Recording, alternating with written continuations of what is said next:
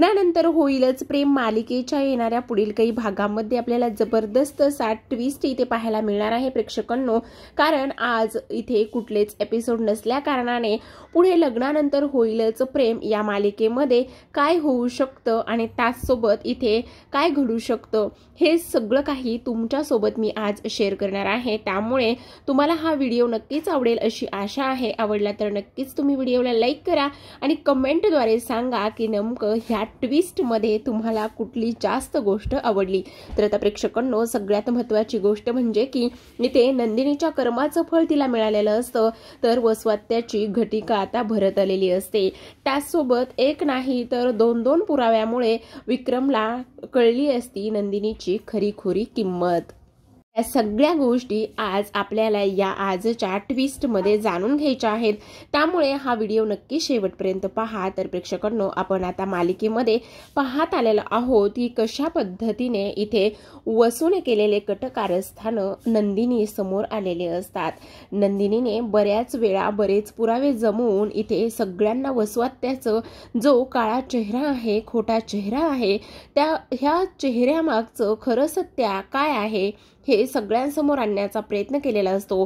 पण आतापर्यंतची संयमी आणि स्वज्वळ नंदिनीचा इथे मात्र वसवात्याने गैरफायदा घेतलेला असतो, हे आपण पाहिलंय। इकडे नंदिनीने चांगलाच दुर्गा अवतार घेतलेला असतो आणि नंदिनीने दुर्गा अवतार घेतल्यानंतर तिने स्पष्टपणे सांगितलं होतं की आतापर्यंत तुम्हाला स्वज्वळ नंदिनी पाहायला मिळालेली आहे, पण सगळ्यात महत्त्वाची गोष्ट म्हणजेच की आता तुम्हाला ही स्वज्वळ आणि संयमी नंदिनी न पाहता वादळ येणारी नंदिनी तुम्हाला पाहायला मिळणार आहे।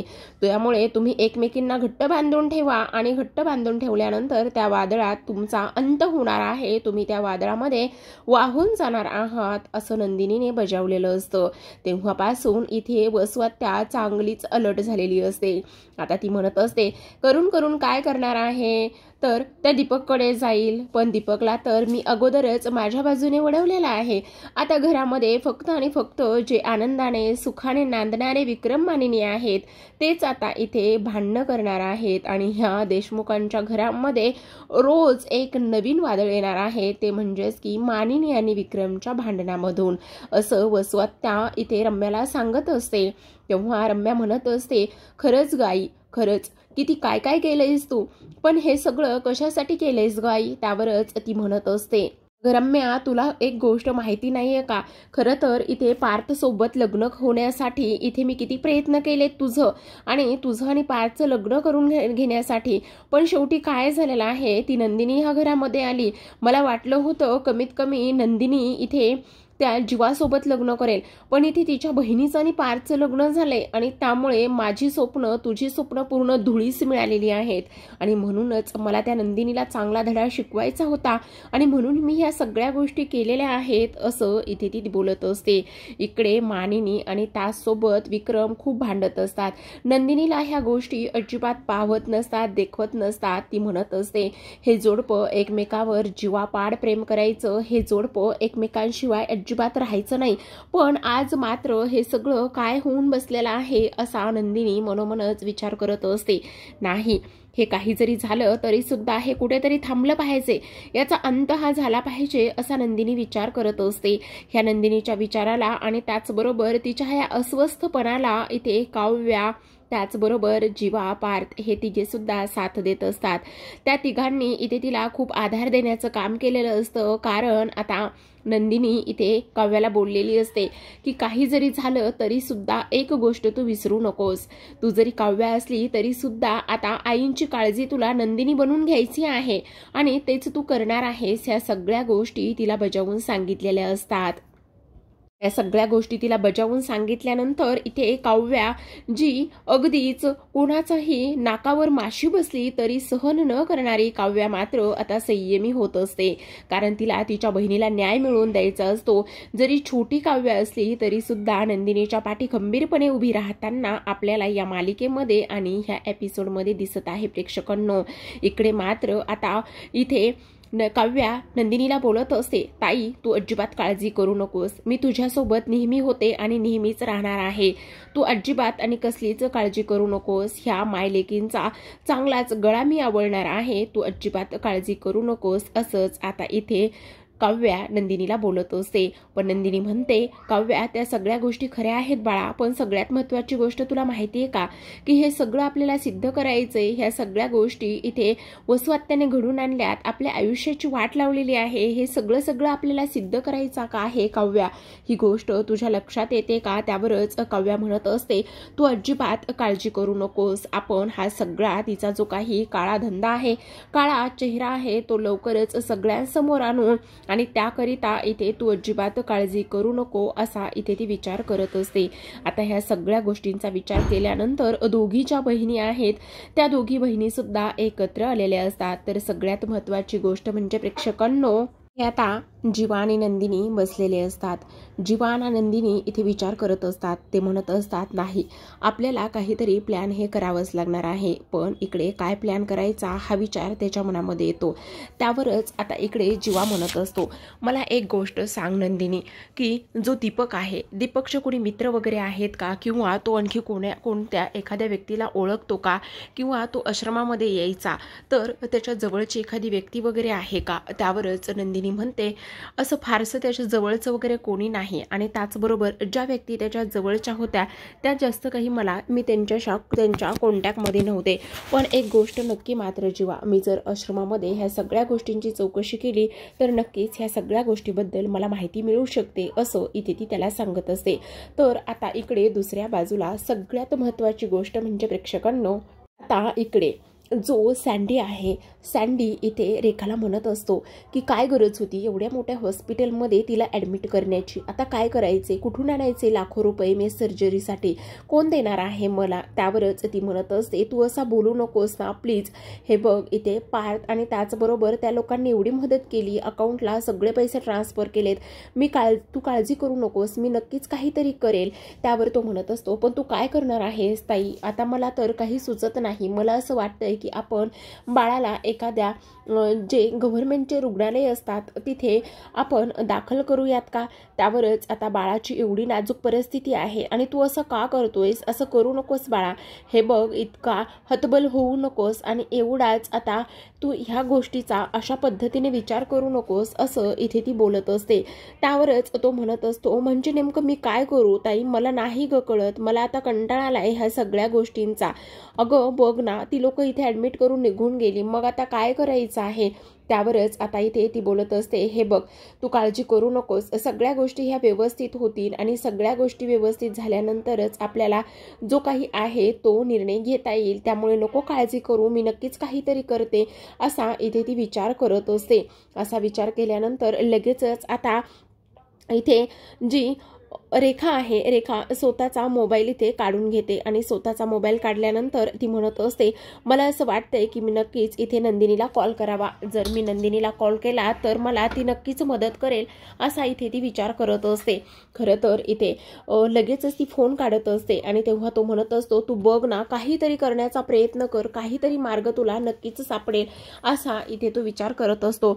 आता त्यानं ह्या सगळ्या गोष्टींचा इथे विचार केल्यानंतर ती लगेचच त्याला म्हणत असते, हो तू नको काळजी करूस. ती लगेचच नंदिनीला फोन लावण्याचा प्रयत्न करत असते. तर आता इकडे जो सनी आहे, सनीचं लक्ष इथे आता तिच्या हातामध्ये असलेल्या बांगड्यांकडे जातं आणि हातामध्ये असलेल्या बांगड्याच हा खूप मोठा क्ल्यू असतात इथे नंदिनीसाठी. खरं तर माणूस कशा पद्धतीने इथे सगळ्या गोष्टी करतो आणि त्याचं फळ त्याला कसं मिळतं.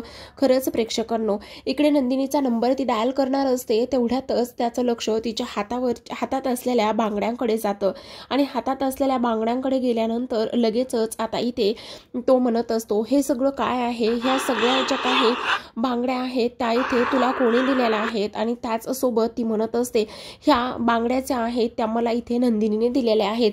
इकडे ती विचार करते, करू का नंदिनीला फोन? जर नंदिनीला फोन केला तर ती मला नक्कीच मदत करेल, पण काय करू मला कळत नाही असाच इथे ती विचार करत असते. आता हा सगळा इथे विचार केल्यानंतर आता लगेचच ती विचार करते की नाही, जर ह्या बांगड्या खरंच इथे उपयोगाला येतील का? कारण तो विचार करतो, जर ह्या बांगड्या तुला इथे त्या नंदिनी ताईंनी दिलेल्या असतील तर ह्या बांगड्या मोडून आपण ह्याचा उपयोग करू शकतो ना. त्यावरच आता ती म्हणते हो चालेल ना, ह्या बांगड्या मला तसंही नंदिनीने इथे ॲनिव्हर्सरीसाठी गिफ्ट दिल्या होत्या, तू बघितलंस ना रे, इथे नंदिनीमुळे आपल्याला किती आणि काय काय मदत होत आहे. खरंच नंदिनीचे उपकार फेडावे तेवढे कमी आहेत. मग मी ह्या बांगड्या लगेचच गहाण ठेवते आणि ह्या बांगड्या गहाण ठेवल्याबरोबरच मी एक काम करते, याचे पैसे इथे आणते आणि भरते आणि त्यामुळेच आपल्याला सगळ्या गोष्टी इथे सुरळीत होतील. तू बघितलंस ना कशा पद्धतीने इथे आता नंदिनीमुळे आपल्याला सगळ्या गोष्टी चांगल्या होत आहेत असं इथे ती बोलते. ह्या सगळ्या गोष्टी इथे ती बोलल्यावर आता मात्र इकडे जो सँडी आहे, सँडी खूपच मोठ्या विचारामध्ये गुंतलेला असतो. त्याला तर लगेचच विचार मनामध्ये येतो, ज्या नंदिनीला मी इथे किडनॅप केलं होतं आणि मदत केली होती त्या दीपकला, आज तिच्यामुळे माझ्या बायकोचा जीव वाचलाय, आज तिच्यामुळे इथे माझ्या बाळाचा सुद्धा जीव वाचत आहे. खरंच मी हे सगळं काय करून बसलोय. खरंच ती मुलगी किती चांगली आहे आणि मी ह्या सगळ्या गोष्टी इथे का आणि कशामुळे केलेल्या आहेत असा इथे तो विचार करतो. काय करू मी, माझ्या केलेल्या ह्या चुकांचं प्रायचित्त करू का, मी हे सगळं काही ताईला सांगू का, ताई मला माफ करेल का, की हे सगळं मी काय करून बसलोय, मी हे सगळं सांगू का ताईला. जर मी हे सगळं सांगितलं ताईला तर ताई माझी मदत तर करणार नाही ना, काय करेल ती माझ्यासोबत, असाच इथे तो विचार करत असतो. पण तरी सुद्धा त्याच्या मनामध्ये येतं नाही, मला हे सगळं ताईला सांगायलाच पाहिजे, असाच तो इथे विचार करतो. आता इकडे रेखा म्हणत असते, काय झाले तू एवढा हळवा आणि एवढा विचार कसला करतोयस. तर तो लगेचच झालेला सगळा प्रकार इथे रेखाला सांगत असतो. त्यावरच रेखा म्हणते, तू हे सगळं काय करून बसलास सँडी.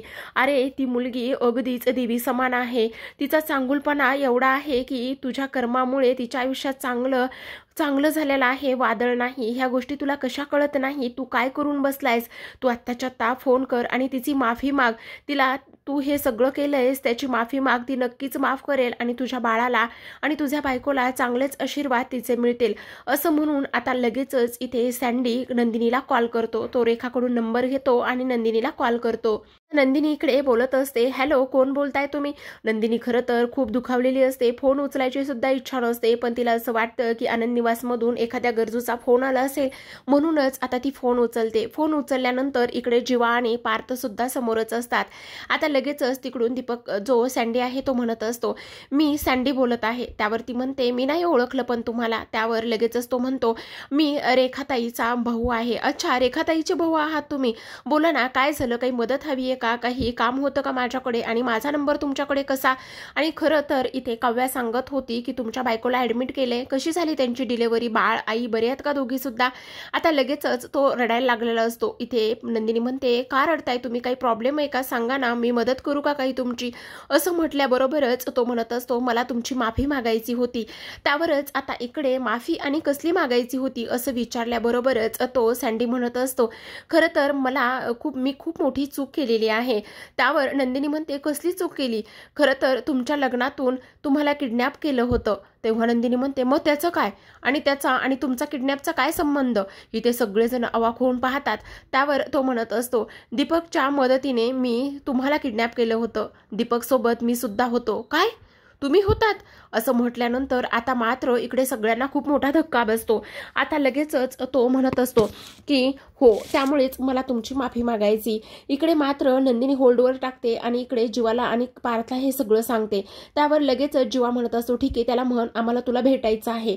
असं म्हटल्यानंतर लगेचच आता नंदिनी म्हणते, आम्हाला तुम्हाला भेटायचं आहे, तुम्ही भेटाल का आम्हाला. त्यावरच तो म्हणत असतो, सांगा ना मी घरी येऊ का तुमच्या. नाही नाही नको, मी बाहेर येऊन भेटते तुम्हाला. असं म्हणूनच आता इकडे मात्र दुसऱ्या बाजूला जी आपली काव्य आहे, काव्याला ह्या गोष्टी आणि त्याचबरोबर काही पुरावे हाती लागल्यामुळे आता इकडे तिने वसू आत्यावर चांगलाच फणा काढलेला असतो आणि ती म्हणत असते, एकदा का माझ्या हाती असा खणखणीत पुरावा लागू देत, एकदा का खणखणीत पुरावा लागला ना मग तुम्हाला चांगलाच मी धडा शिकवते आत्याबाई, कळलं. कारण तुम्ही आत्तापर्यंत नंदिनीचा चेहरा पाहिलाय, नंदिनीचा इथे आवाज पाहिलाय तुम्ही, ह्या काव्याचा आवाज तुम्ही नाही पाहिलाय.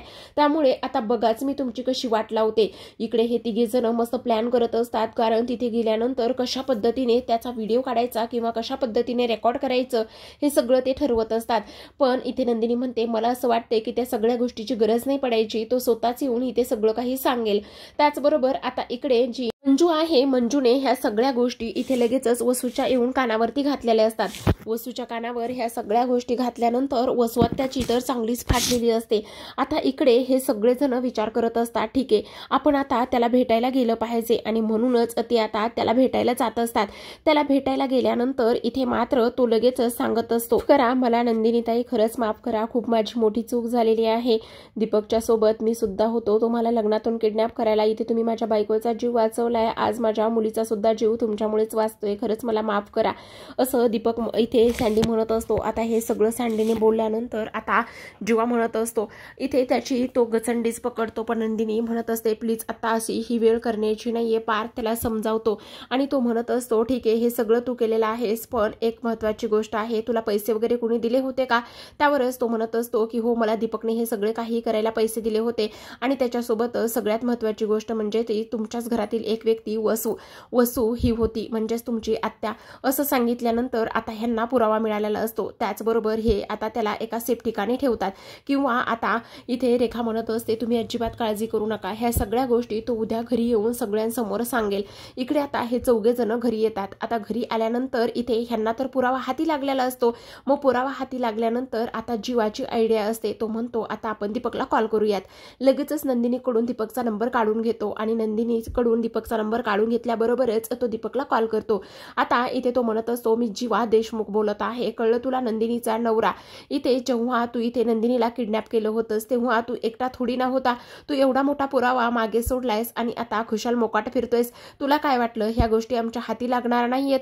त्यावरच तो म्हणत असतो, म्हणजे तुम्हाला नेमकं काय म्हणायचंय? त्यावर लगेच जीवा म्हणत असतो, हो तुझा जो गाडी चालवणारा ड्रायव्हर जो होता तो तर आता आमच्या हाती लागलेला आहे. आता तुझी मात्र काही खैर नाहीये, आमची चूक झाली, नंदिनीने तुला इथे बेलवर सोडलं, पण मात्र आता बघ, आता तुझी चांगलीच इथे वाट लावणार आहोत तुम्ही.